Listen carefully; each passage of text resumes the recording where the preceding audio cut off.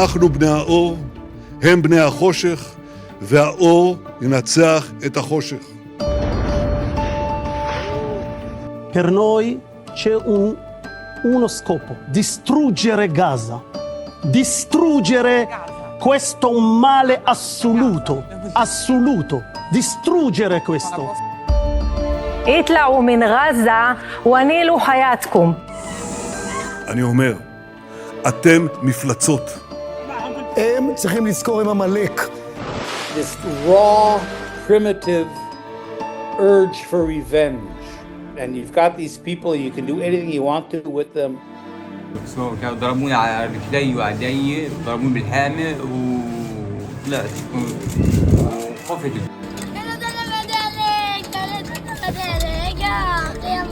Imagine being a child in Gaza, watching your family die, knowing the world sees your suffering and does nothing. It's a genocide that is being broadcasted. It is being broadcasted. People in Gaza, when they express their emotions, they most commonly talk about the feeling of abandonment, the feeling of betrayal.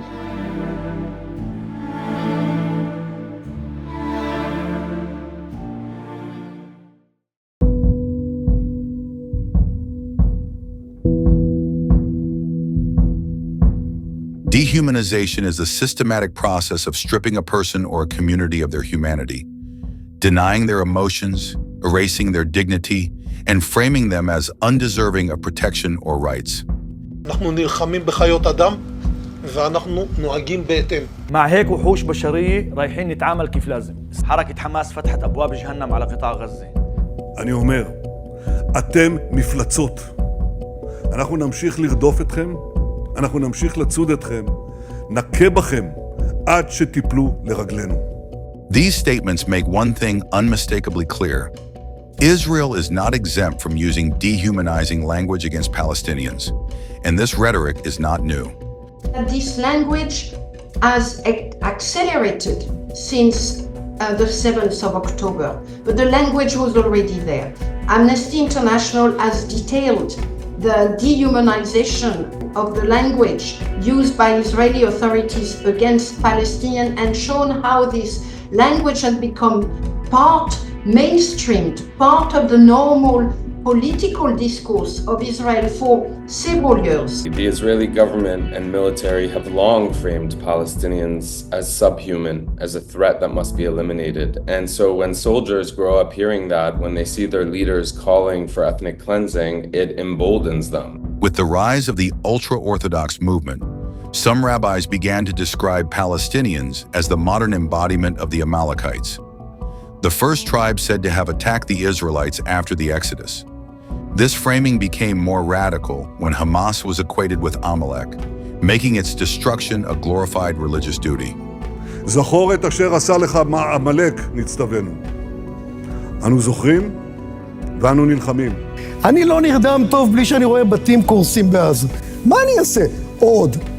עוד בתים, עוד מגדלים, שלא יהיה להם לאן לחזור. אגב, בתקופת התנ"ך גם היו זורים את האדמה במלח. הם צריכים לזכור עם עמלק. הם צריכים לזכור את זה להרבה מאוד זמן. It just feeds this, in English we say atavistic, this raw, primitive urge for revenge. And you've got these people, you can do anything you want to with them, and you've dehumanized them, and they're terrorists and everything else. And so this goes way into a war crime again, because it has nothing to do with military necessity. After 7th October, this language escalated dramatically. Officials, media commentators, and public figures began repeating the same message again and again. There are no innocent civilians in Gaza. That has built a machine of evil right at our doorstep. It's an entire nation out there that is responsible. It's not true. This rhetoric about civilians not aware, not involved, it's absolutely not true. They could have risen up, they could have fought against that evil regime which took over Gaza. So here he's clearly stating that there is no one innocent in Gaza. No children, no babies, no women, no men. Nobody is innocent. מי שמתעסק עם עמו הנבחר, פשוט מאוד לא שורד ולא נשאר. איתלעו מן רזה ונילו חייתכם. בעזה כולם מעורבים, כולם בחרו בחמאס, כל מישהו מעל גיל 4 הוא תומך חמאס. The consequences of this rhetoric were not limited to words. On the ground, humiliation became a form of psychological warfare. Videos circulated of soldiers mocking civilians' belongings, ridiculing sacred spaces, and celebrating destruction as though it were entertainment.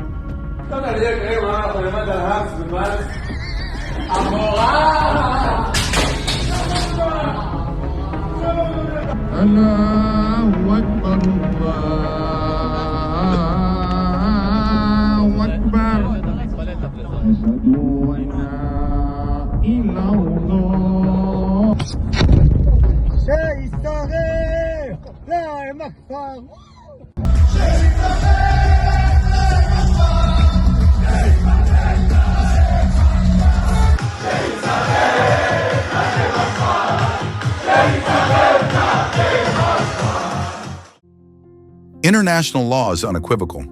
The Rome Statute and Article 3 of the Fourth Geneva Convention both classify humiliation, degrading treatment, and attacks on personal dignity as war crimes.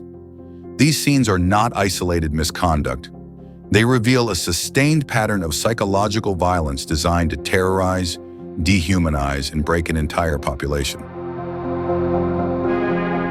I have been describing the reaction of Palestinians as colonial trauma, where masses individuals, many individuals are affected, but also the social fabric of the Palestinian people is affected. We know that historical trauma and oppression that we don't respond to will get internalized and will be expressed as a sense of worthlessness, envy, mistrust in the community. Israel doesn't call this a war. It's an operation. If this was a war, Israel would have to treat the Hamas fighters as prisoners of war that have rights. But if it's not a war, then they're simply like criminals that are rounded up and they can be treated like criminals.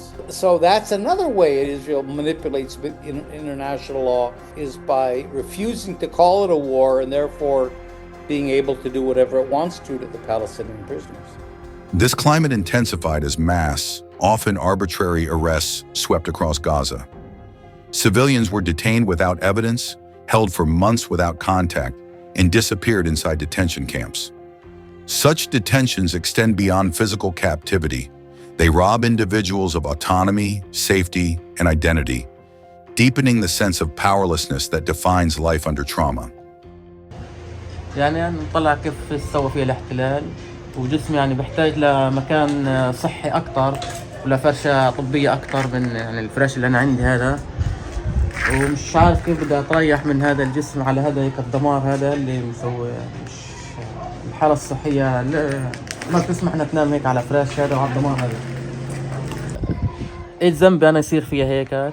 People get detained because they belong to a certain group of people, to certain ethnicity, to certain religion. They simply because they are Palestinians, they get targeted in their body, in their health, in their psychological well-being, because this is necropolitics. This is the politics that targets the body and the mind, that wants the Palestinian to become completely helpless. If necessary, the Palestinian will be killed immediately. If they cannot kill the Palestinian, they will damage them psychologically. Political detention can give free hand for Israeli occupiers to inflict the utmost psychological damage on Palestinians. The conditions of detention in prisons were inhumane, and in military facilities, they were far worse. Reports show that almost all detainees have been held in these facilities at least once. כלל כאן שדופקים לכל הנוח'בות על הרצפה. כולם על הרצפה. מינימום של מינימום תנאים, תגיד, אתה תצלמי. מינימום של מינימום תנאים. אין מרמלדות, אין שוקולדות, אין טלוויזיה, אין רדיו, אין כל מה שהיה כאן לקחנו. אבל חייב להיות עוד משהו אחד, עונש מוות. وتم تعذيبي غادة بالمواد الكيماوية زي مية النار والكلور ودواء الغسيل والأسيد. زي ما شايفين تم تعذيبي على عيني والضرب عليها، وتم فتحها والرؤية فيها غبشة. سنامة بنقلوا فيها من مكان لمكان، برضو أتلقى الضرب من الجنود والإهانات والعص على أماكن الجرح حتى أتوجع بزيادة. فأثناء ما كانوا يجي ياخذوا العدد منا يعذبونا، نضل واقفين بالساعة على رجلينا حتى يجي ياخذ العدد، ولما نيجي نحكي العدد وهذا نقعد ساجدين على الأرض برضه بالنص ساعة ساعة زي هيك عبال ما يطلعوا من القسم ويسمحوا لنا ناخذ حريتنا في الغرفة. بعدين بعد شهر ونص نقلوني لمستشفى الرملة حتى أكمل يعني علاجي برضه لعيني ولجسمي. فبرضه غادة تلقيت بين الضرب أثناء ما كانوا يفحصوني للعلاج، وأثناء ما نقلوني من القسم للغرفة برضه كانوا يضربوني ومشونا مسافات طويلة مشي. You have prisoners that are put into like these dark tunnels with no light, fed minimally. Because of international law, again, they take the minimal standard that international law says you have to feed a person just to keep them alive, and that's all they get. And they're abused, and including sexually abused and so on. So, I mean, Ben Gvir said that revenge and punishment is the motivation.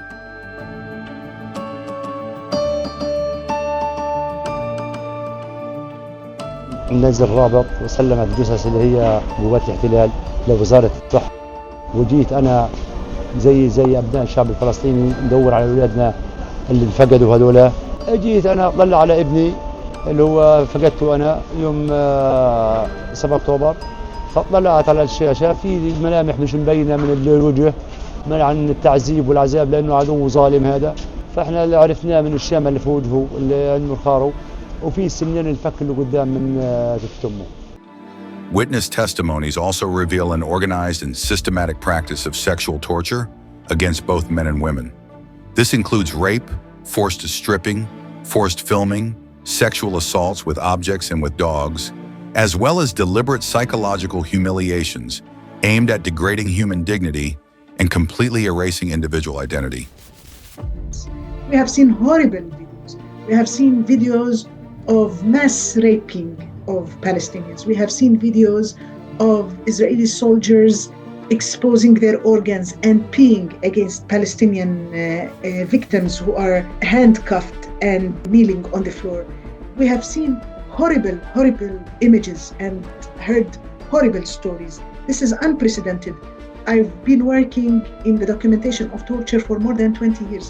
What I heard over the past 2 years have been the most difficult experiences. It is the perpetrators who lose their humanity and dignity in inflicting such acts on Palestinians and on passive victims. Throughout detention, the amount of food provided was described as not enough even for a child. Meals were often moldy, burnt, or spoiled. When water was given, it was frequently dirty or undrinkable. Because of these poor conditions, many developed serious health problems. ايش سووا فيك؟ طلعوني علي وطلعوا. عذبوك؟ عذرونا. ايش عملوا فيك؟ قول لي. ضربوني في السجن، قالوا ضمر راسك في الباص ما تطلعش فوق. كانوا ضربوني على رجلي وعلي، ضربوني بالحامل وطلعت وخفت. ايش كنت تاكل تشرب؟ كنت اكل اشرب جبن خبز تفاح بندورة وخيار. International law does not permit torture under any circumstances. The Rome Statute classifies torture and the infliction of severe physical or mental pain as both a war crime and a crime against humanity. Article 3 of the Fourth Geneva Convention likewise categorically prohibits all forms of torture and degrading treatment. And I think the doctors of the world and health professionals of the world should speak up loudly and advocate against torture and ill treatment, because the physical damage might subside soon, but the psychological damage will stay for the end of the life of the people who are tortured and will be passed from one generation to another. War is known to cause post-traumatic stress disorder in 30 to 50% of adults. But in Gaza, people face death, destruction, and hopelessness every single day, leaving little doubt that these rates are far higher there. People in Gaza, when they express their emotions, they most commonly talk about the feeling of abandonment, the feeling of betrayal. They feel the harm becoming upon people in Gaza. So that's the most common feeling. And I think this will go from one generation to another. It's so shocking that people in Gaza are left alone. احنا وضعنا مأساوي جدا، وضعنا مأساوي للغاية. احنا ما حدش حاسس فينا، احنا مين الناشد؟ احنا مالناش الا رب العالمين، كل الدول خذلتنا، كل الأمم خذلتنا، كل العروب خذلتنا. احنا هان بنموت بالبطيء، ما حدش حاسس فينا. Trauma does not affect only the present. It is transmitted across generations through psychological, cultural, and even epigenetic pathways. It manifests as years of flashbacks, nightmares, depression, and social withdrawal. And even generations yet unborn will carry the legacy of this trauma. I can tell you the words of Hussein, who lost 10 of his children in an airstrike, and he said, I keep looking in the rubble for whatever I can find for my children. Their bodies were torn to shreds. I find body parts of my children. I find them without heads. That is, the deep scars that, people will carry forward. It is trauma. It is trauma at a deep level, at a collective level, at an intergenerational level, coming on top of more trauma. Palestinian children are not spared from this violence. שאלה שנמצאים בעזה וחונקים ומריבים את החטופים, הם פעם היו ילדים. בעזה אין בלתי מעורבים. Today's Palestinian children are the fifth generation growing up under an occupation shaped by violence, movement restrictions, and repeated displacement.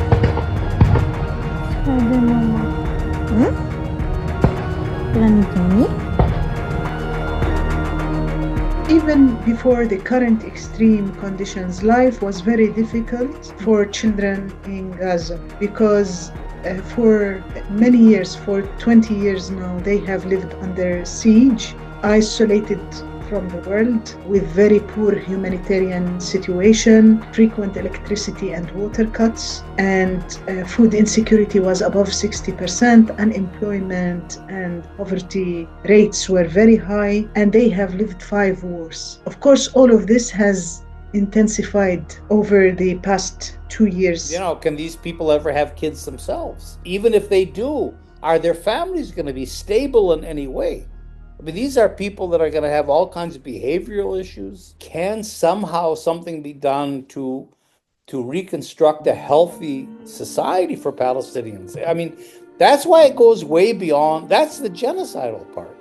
It goes way beyond simply this act and that act. And it has to do with really destroying the ability of these people to live as people, as families, as communities, and as a nation. Today, Gaza is one of the most terrifying places in the world for a child to grow up. Constant displacement, loss, and insecurity have inflicted deep trauma on children. Field researchers show that almost all children believe they could die at any moment. The most common symptoms among children are bedwetting, sudden crying, and increased aggression. Children have very vulnerable brains. They can be affected because they have not yet developed mature defense mechanisms. Their capacity to express in language what they go through, what they feel, is limited in comparison to an adult. So those vulnerable brains will carry the scars of the political trauma, and they will be expressed in the future, and they will pass from one generation to another. Parents, afraid that anything could happen, and that no one would be able to identify their children, started writing their names on their little arms. I shared the story the day before yesterday of a child who'd lost his parents and all of his siblings, bar one sister, who was burned beyond recognition and in the bed next to him while we were treating him. And he kept calling her name because he didn't recognize that this body in the bed next to him, burned beyond recognition, was his sister. She died about 2 days later in the intensive care unit, and he survived with horrible injuries. However, I don't know how he would ever psychologically survive from that. He told me the following day that he wished he had died. He said, "Everybody I love is in heaven. I don't want to be here anymore." And this is the daily reality. Psychologists now warn that more than 80% of Gaza's children show symptoms of severe trauma. 1 in every 3 young children goes an entire day without eating at least once within 24 hours. من وين جبتوا هذا؟ من المقاطير؟ مساعدة هذا؟ لمين ما ياخذ طير؟ للدار؟ من وقت ايش لك هان؟ إلى نص ساعة. نازح؟ من وين انت؟ من غزة؟ No child should grow up in fear, pain, and hunger. Yet today, no child in Gaza is free from fear, pain, and hunger. In fact, they'll be considered lucky if they can even survive this war and have the chance to grow up. All children living in the Gaza Strip have lost their childhood. They are traumatized and will forever live with a permanent impact on their mental health. Winter brought an additional layer of danger for Gaza's displaced children. Many were forced to sleep in cold, mud-soaked tents, and reports confirmed that some died from hypothermia. بدنا الرجال بدنا النسوانهم نسوانهم يقفوا على الأطفال الصغار هيك بينفعش الكلام والله ما بينفع يا رب الكلام هذا اللي بنعمل ما هو مش هيك مش لهالدرجة الصغار هدول ميتين ماتوا صغار مش ملاحقين احنا مش ملاحقين حالنا يشوفونا يطلعوا لنا يا أخي احنا دمنا زي الدم التانيين حرام عليهم حرام عليهم. Save the Children also reported that in just 3 months, an average of 10 children per day in Gaza lost one or more limbs. Many children were left orphans. Many children were left disabled by amputations, unnecessary amputations. And I think that children are particularly targeted because they are the future of Palestine. Adding systematic detentions to this picture makes the situation even more intractable. Since October 7th, more than 450 children have been arrested. Many of these children are taken during night raids, and some are held in administrative detention without any charges. الترفيه هذا والعمل كويس عشان نرفع عن حالنا وننسى شيء اسمه حرب. نرفع حالنا عن باقي الدول زي الأطفال البرة زي باقي الأطفال يعني في الدول الأخرى. ويا رب تخلص الحرب ونرجع يضلنا سالمين غالبين. بس احنا الحين بوقت مش قادرين نوصل فيه المكان اللي بدنا اياه قاعدين واحنا مش جعبنا نقعد في المدرسة. احنا نفسنا نروح نرجع عذورنا ونلعب مع اولاد عمنا ونكيف ونرجع حياتنا الطبيعية اللي كانت معنا من زمان. The war has not only shattered children's mental health, it has also transformed their social roles. Many have lost one or both parents, forcing them into premature adulthood as they take on responsibilities no child should bear. This is what I mean when I say children become parentified. They carry the burdens of adults on their little shoulders. And this usually happens when the adults are physically or psychologically absent. And of course, the war has created many missing fathers and mothers, many detained adults. Also, mothers can be psychologically absent when they lose a child or a husband. Grief makes a mother psychologically absent sometimes. And we see the eldest sibling, the eldest child, step in to take care of their little siblings. So boys would go to the street and try to work and provide for their families, and girls would take care of the sick mother, the depressed mother, and start feeding and caring their little siblings. Of course, this experience will leave gaps in the growth and maturity, in the normal growth and maturity of a child.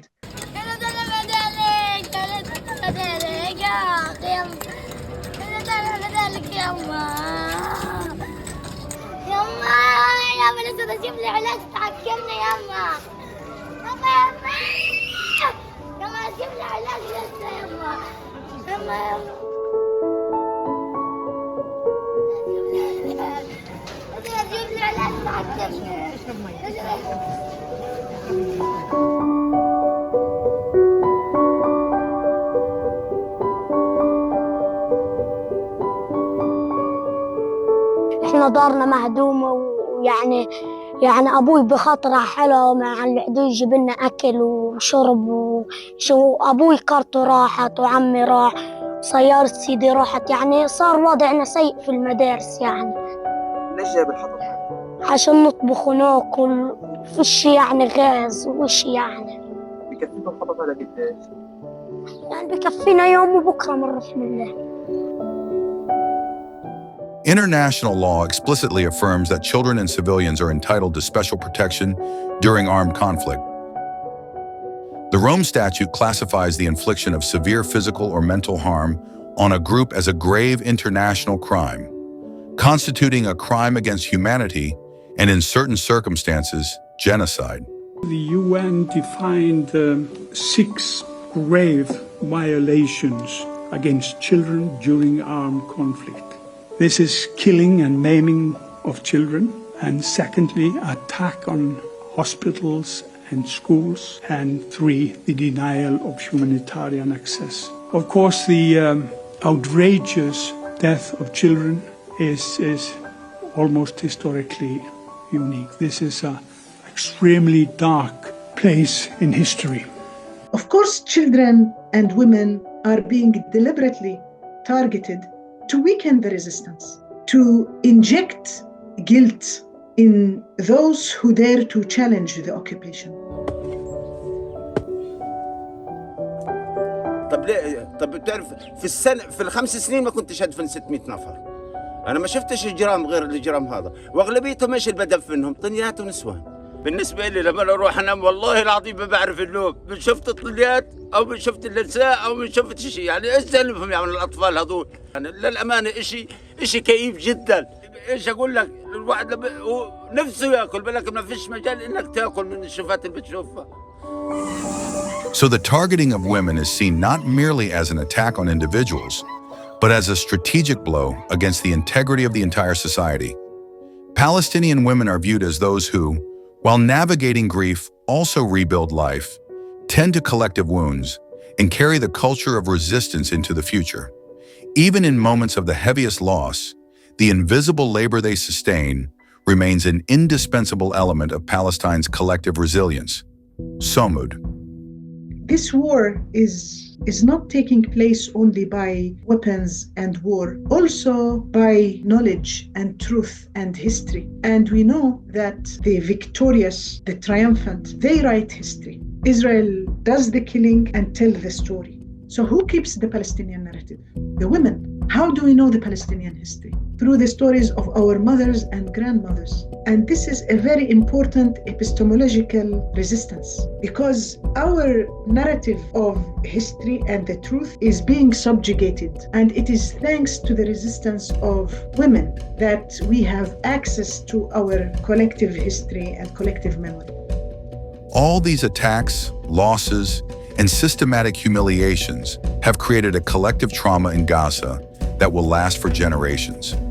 Children have lost their sense of safety, and adults have lost the basic belief that their lives are worth living with dignity. What has taken my breath away, of course, the cruelty and the daily, it's a genocide that is being broadcasted. It is being broadcasted. You could see the genocide unfolding every hour of the day.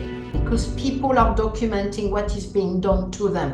As they are dying, they are holding a camera to their own death. So we have been the witness of the genocide from almost the beginning. This trauma will last for generations. Imagine being a child in Gaza, watching your family die, knowing the world sees your suffering and does nothing. That kind of loss, that kind of betrayal, I don't know that it just fades. But history has shown that despite every attempt to erase them, Palestinians refuse to disappear, and the future will be shaped by resistance, by the unwavering will to exist, to remember, to rebuild, regardless of what we face. And no amount of bombs and no amount of propaganda can erase that truth. And Israel has no right not only to attack Gaza, it has no right to be in Gaza. It has no right to, in many ways, it has no right to be in Palestine at all. So we have to begin to look at things like decolonization. In other words, the answer to this is not going to be enforcing international law. That might help here and there, but it's not going to happen anyway. The answer is political, and the answer is decolonization, liberation, and getting into those kinds of issues. That settler colonialism is immoral, unjust, not justifiable in any way, and not lose, as we say in English, not to lose the forest for the trees, not to look at so many individual things that you lose the bigger picture, which is this is a colonial enterprise that has to be ended. Gaza today is facing not only physical devastation, but a profound psychological collapse. And yet, even within this vast trauma, people continue to hold on to one another, to survive, and to rebuild what they can. It is a reminder that resilience, the search for hope, and the insistence on human dignity still endure. لا يابا هادي حمامة يابا في صوت للزنانة لا يابا والحمد لله يعني بديت الفكرة عجبتني وعجبت الأولاد صرت كل يوم أروح على البيت ونبتكر ونحكي كل إشي بصير في البلد بالطريقة تبعتنا. أنتم متخيلين إن يجي عليهم الأشياء هذه ما فيش ولازم تسمعوها رغم كل اللي بصير عنا إلا إنه برضه لسه موجود في أمل في غزة وطالما هيك وهيك وإحنا عايشين بغزة وعايشين فأنت بدك تخلي الأطفال يستوعبوا ويفهموا اللي بيصير حواليهم بس مش بالطريقة اللي بيشوفوها على الأخبار. فأنا حبيت أوصل لكل أطفال غزة كمان أصلاً مش لأطفالي إنه الحرب يعني موجودة لكن لازم يكون في عنا أمل. خلاص بكفي هيك كتير اتعذبنا وطفح الكل الحروف آخرها يا ربي رجعلنا الحياة كل الحروف